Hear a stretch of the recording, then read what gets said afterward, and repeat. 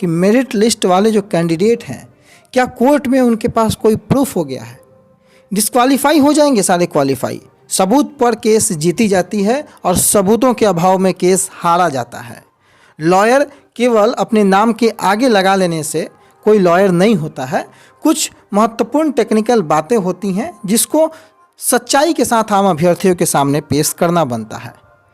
हम बात करेंगे इस वीडियो में इन्हीं सभी मुद्दों पर। और वीडियो शुरू करने के पहले सभी लोगों से एक ज़रूरी सूचना बताना चाहते हैं। जो मेरिट लिस्ट के कैंडिडेट हैं, उन मेरिट लिस्ट के कैंडिडेटों से हमारा कोई विरोध नहीं है। ना ही हम यह चाहते हैं कि मेरिट लिस्ट के कैंडिडेटों का सिलेक्शन ना हो। हम 80,402 की बातें करते हैं, जिसमें मेरिट वाले भी 30,675 अभ्यर्थी शामिल हैं। परंतु कुछ ऐसा बात होना चाहिए जो लॉजिकल हो और सबों के हित में हो। केवल स्वयं के हितों की पूर्ति के लिए दूसरों को गुमराह करना ये कहीं से जायज़ नहीं है। वीडियो हम शुरू करते हैं। कल जो लगातार अभ्यर्थियों के सामने आप देख रहे होंगे, 2-3 दिनों से पटना में आंदोलन भी थे और 2-3 दिनों से सर्टिफिकेट भी आम अभ्यर्थियों को मिल रहे थे और उस सर्टिफिकेट में मेरिट नॉट इन मेरिट का कॉलम जोड़ा गया। उसके बाद अभ्यर्थियों ने यह बात बताई कि यह कॉलम जो है, आपके स्क्रीन के सामने आप ये देख रहे होंगे, ये कॉलम जो है ये एक प्रकार का प्रमाण हो गया, लीगल एविडेंस हो गया। अब इसी लीगल एविडेंस से वो क्या करेंगे कि कोर्ट में सारे केस को जीत लेंगे। आपके स्क्रीन में दिख रहा होगा इंपॉर्टेंट नोट, ये सर्टिफिकेट के पीछे का इंपॉर्टेंट नोट है, जिसमें यह लिखा गया है कि merit list is prepared on the basis of subject wise available vacancy. The number of candidate in the merit list is equal to number of vacancy in that subject. सही बात है, लिखा हुआ है।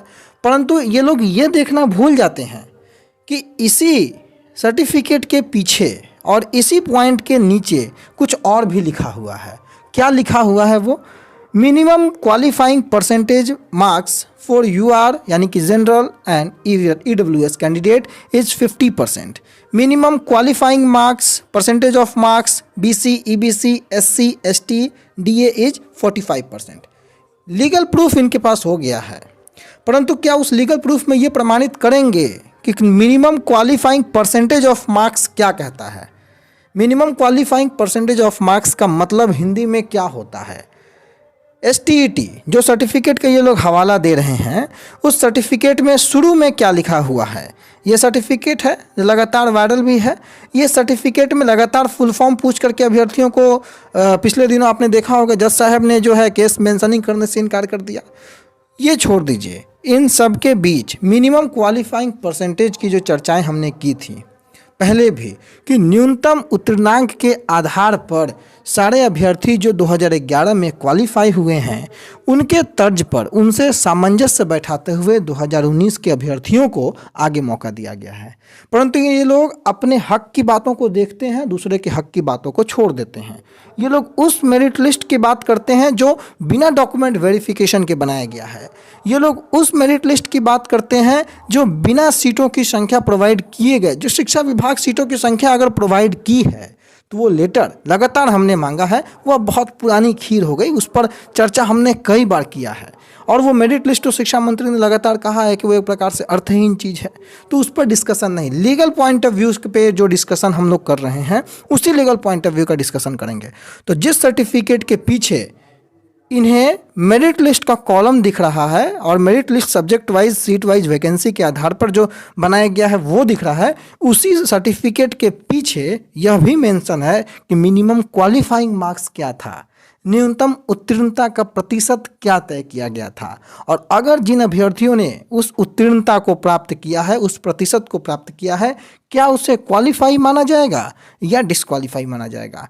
उस पर इनका जवाब क्या होगा? उस पर इनका जवाब होगा कि बीएसईबी के परीक्षा नियंत्रक महोदय ने एक लेटर जारी किया था 24/11/2020 को, जिस पे उन्होंने ये चीज़ें बताई थी। टीसीएस को लेटर जारी किया था और ये चीज़ें बताई थी कि जो सीटों के अनुरूप जो अभ्यर्थी मेरिट लिस्ट में आएंगे उन्हें आप क्या कीजिएगा? क्वालिफाई लिखिएगा। बिल्कुल सही बात है। सीटों के अनुरूप यानी कि देख रहे होंगे चयनित अभ्यर्थी जो रिक्तियों के अनुसार होंगे, रिजल्ट सीट में क्वालिफाई अंकित किया जाए और जो शेष अभ्यर्थी बच जाएंगे चयनित अभ्यर्थियों को छोड़कर उन्हें डिस्क्वालीफाई अंकित किया जाएगा। सर्टिफिकेट आपको क्या बताता है? सर्टिफिकेट आपको यह बताता है कि आप मैं आपकी मेरिट लिस्ट को जेन्युइन मान लेता हूँ, उसी आधार पर मैं बात कर रहा हूँ। सर्टिफिकेट बताता है कि आप सीटों के अकॉर्डिंग मेरिट में हैं। चलिए, तो आपके अंदर जो सर्टिफिकेट है उसमें क्वालिफाई लिखना चाहिए था, लेकिन जो बीएससीबी ने लेटर इशू किया था उस आधार पर जो शेष अभ्यर्थी थे उनमें डिस्क्वालीफाई लिखना था, जिसकी मांग आप लोग करते हैं इसी लेटर का हवाला दे करके। परंतु तत्काल बाद इसी बीएससीबी के परीक्षा नियंत्रक महोदय ने, जिनके हस्ताक्षर से आपका सर्टिफिकेट इशू हुआ है, हस्ताक्षर भी देख लीजिए आप, इन्हीं के हस्ताक्षर से आपका सर्टिफिकेट इशू हुआ है, कंट्रोलर ऑफ एग्जामिनेशन परीक्षा नियंत्रक विविध, इनके माध्यम से जो पत्र पहले जारी किया गया था उसके बाद एक पुनः पत्र जारी किया गया। उस पत्र में क्या उल्लेख किया गया, जिस पत्र के बाद आपको सर्टिफिकेट इशू हुआ है, और वो पत्र में सबसे पहले चर्चाएं किस चीज़ की थी, तो आप देख सकते हैं पत्रांक 9 माध्यमिक शिक्षक पात्रता परीक्षा 01/2020 3 दिनांक 10/1/2022 के आलोक में। और ये इंगित करता है लेटर 26 जून के लेटर को, ये इंगित करता है, मैंने पहले भी बताया है। 26 जून के लेटर के पत्रांक को आप देखेंगे तो सेम पत्रांक यहाँ भी दिया गया है। और यही नहीं, परीक्षा नियंत्रक महोदय भी उस कमेटी का हिस्सा थे जिस कमेटी ने स्टेट में जो qualify but not in merit रह गए थे उनकी एलिजिबिलिटी की स्वीकृति प्रदान की थी। उसी परीक्षा नियंत्रक महोदय का यह कहना था पहले कि आप क्वालिफाई कीजिए मेरिट वालों को और बाकी को डिस्क्वालीफाई कीजिए। उसी परीक्षा नियंत्रक ने बाद में जो नॉट इन मेरिट रह गए उनको आगे के लिए एलिजिबल बनाया। उसी परीक्षा नियंत्रक महोदय ने पुनः एक लेटर जारी किया 19 को, जिसमें उन्होंने क्वालिफाई और नॉट क्वालिफाई अभ्यर्थियों का रिजल्ट कार्ड समिति के विशेष दूत के माध्यम से सभी जिलों में भिजवाया। यहाँ पर उन्होंने कहीं डिस्क्वालीफाई की चर्चाएं नहीं कहीं। आपके अनुसार होना चाहिए था डिस्क्वालीफाई, लेकिन आपका रिजल्ट सीट क्या कहता है? मेरिट के अभ्यर्थियों का रिजल्ट सीट, रिजल्ट में कई कॉलम जुड़े हुए हैं, सर्टिफिकेट में रिजल्ट कार्ड में कई कॉलम जुड़े हुए हैं। कॉलम में अगर आप रिजल्ट का कॉलम देखेंगे, रिजल्ट का यहाँ पर देखिए, रिजल्ट का मतलब होता है परिणाम। आप यहाँ पर देखिए क्वालिफाइड और नॉट क्वालिफाई लिखा हुआ है, और ये नॉट इन मेरिट लिस्ट के अभ्यर्थी का ये सर्टिफिकेट है जो लगातार वायरल भी है। यहाँ रिजल्ट के कॉलम में या तो क्वालिफाई या नॉट क्वालिफाई, जो मेरिट में अभ्यर्थी हैं ध्यान दीजिएगा उनमें भी यहाँ क्वालिफाई लिखा है, और जो नॉट इन मेरिट के अभ्यर्थी हैं उनमें भी यहाँ क्वालिफाई ही लिखा है। जीत किसकी हुई, प्रामाणिकता किसकी पुष्टि हुई? अगर आपके अनुसार बीएससीबी के परीक्षा नियंत्रक महोदय का ये लेटर सही था तो आखिर बीएससीबी के परीक्षा नियंत्रक महोदय ने यहाँ डिस्क्वालीफाई क्यों नहीं लिखा? 12 मार्च को उन्होंने गलती की, फिर 21 जून को उन्होंने गलती की, लेकिन आज जब ये सर्टिफिकेट इशू हुआ उनको गलती सुधारनी चाहिए थी। आपके अनुसार डिस्क्वालीफाई लिखना चाहिए था, ये क्यों नहीं लिखा गया डिस्क्वालीफाई? ये समझने वाली बात है। आखिर ये प्रमाणित किसको करता है, आप क्वालिफाई को डिस्क्वालीफाई? जब बीएससीबी ने, सरकार ने उन्हें क्वालिफाई का सर्टिफिकेट दे दिया, ये लीगल प्रमाण है कि वो क्वालिफाई हैं। ये लीगल प्रमाण किसके लिए है कि वो क्वालिफाई हैं, अब आप बेहतर समझ सकते हैं। गवर्नमेंट ने, उसी बीएससीबी ने क्वालिफाई मानकर, जिसको आप डिस्क्वालीफाई मानते हैं, उन्हें क्वालिफाई का सर्टिफिकेट दिया है, और आप कहते हैं कि उसे डिस्क्वालीफाई। तो पहले आप और परीक्षा नियंत्रक महोदय, जिसको आप खासे प्रेम करते हैं, वो लोग ये तय कर ले कि क्वालिफाई कौन है। अगर क्वालिफाई है तो फिर डिस्क्वालीफाई कैसे होगा, और अगर आपने डिस्क्वालीफाई माना है तो फिर क्वालिफाई का सर्टिफिकेट कैसे दिया? दूसरी महत्वपूर्ण बात कि आपने, अगर इन्हें डिस्क्वालीफाई मानना है तो फिर आपने इन्हें क्वालिफाई मान करके आगे एलिजिबल बनाने का ये जो कमेटी की अनुशंसा थी उसमें आपने कैसे अनुशंसा की? ये लीगल एविडेंस है, लेकिन मेरिट लिस्ट वालों के लिए है या फिर नॉट इन मेरिट लिस्ट वालों के लिए है, जिसको आप तो डिस्क्वालीफाई करने की जो सपना पाले बैठे हैं कि आप करवा लीजिएगा डिस्क्वालीफाई। यह सर्टिफिकेट वितरित हो चुका क्वालिफाई का, ये तो candidate position in merit list था। उन सीटों के अकॉर्डिंग, कौन कहता है कि सीटें उतनी ही थी? एक तो सीटों का पता नहीं, 37,000 के आसपास की जो विज्ञप्ति विज्ञापित की गई थी, एक भी लेटर आपने नहीं दिखाया कि कहाँ से शिक्षा विभाग ने उन सीटों को दिया है। दूसरी महत्वपूर्ण बात, ये बात तो अब आप ही खुद कह रहे हैं कि सीटें बढ़ेंगी, तो जब सीटें बढ़ गई तो ये कैंडिडेट पोजीशन जो था, जो मेरिट लिस्ट में उन सीटों के अकॉर्डिंग थे, तो ये कौन कह सकता है कि आज जो कैंडिडेट नॉट इन मेरिट में थे वो आगे जो मौका मिल रहा है उन सीटों के अकॉर्डिंग तो नहीं मिल रहा है, उनसे ज़्यादा सीटों के अकॉर्डिंग मिल रहा है। तो ये उहापोह की स्थिति जो अभ्यर्थियों के बीच बनवाए हैं कि merit column, not merit column, Angad का पैर तो अंगद का हाथ, ये सब लीगल एविडेंस, अगर आप में इतना ही लीगल एविडेंस इसके बावजूद मिल के आपको, तो कोर्ट में तो आपकी जीत तय है।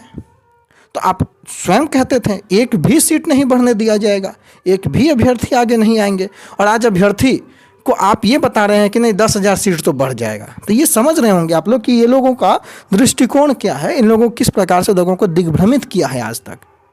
सारे मंसूबों को आप लोग स्पष्ट रूप से समझिए। अगले वीडियो में मैं और भी नए नए खुलासे करूंगा। जिस प्रकार से ये लोग हवाबाजी कर रहे हैं, जिस प्रकार से ये लोग ये कह रहे हैं कि अब तो लेमिनेट करवाइए, तो लेमिनेट सिर्फ आप ये देखकर मत करवाइए कि सर्टिफिकेट के पीछे केवल मेरिट लिस्ट के बारे में कुछ लिखा गया है, उसके नीचे भी जरा देखिएगा कि उसमें मिनिमम क्वालिफाइंग मार्क्स लिखा हुआ है या नहीं लिखा हुआ है, और उसी मिनिमम क्वालिफाइंग मार्क्स के आधार पर इस चरण और आगे के चरणों में 26 के लेटर के आधार पर सारे लोगों को एलिजिबल मानते हुए मौका दिया गया है। तो ये जो लीगल एविडेंस की बातें हैं ये केवल कोरी अफवाह है, ऐसा कहीं से भी प्रतीत नहीं होता है मेरे अनुसार। क्वालिफाई अभ्यर्थियों का पक्ष और मजबूत होगा। आगे की सुनवाई होने दीजिए, आगे का जो निर्णायक पल है उसको आने दीजिए, और सारे महत्वपूर्ण एविडेंसों के साथ हम लोग उपस्थित होंगे। परंतु डिसक्वालीफाई पहले जा कर के आप ये परीक्षा नियंत्रक से पूछिए कि अगर ये डिसक्वालीफाई थे तो फिर आगे मौका कैसे, आगे मौका दे रहे हैं तो फिर डिसक्वालीफाई कैसे, फेल लोगों को कैसे आप मौका दे सकते हैं, या फेल जो हैं आपके शब्दों में उनको कैसे आप क्वालिफाई लिख सकते हैं। इतना बड़ा झोल नहीं हो सकता है। लोग अगर 110 नंबर ला करके बाहर हैं तो वो फेल हैं, और जो 75 नंबर लाकर मेरिट में हैं वो बहुत ज़्यादा विद्वान हैं।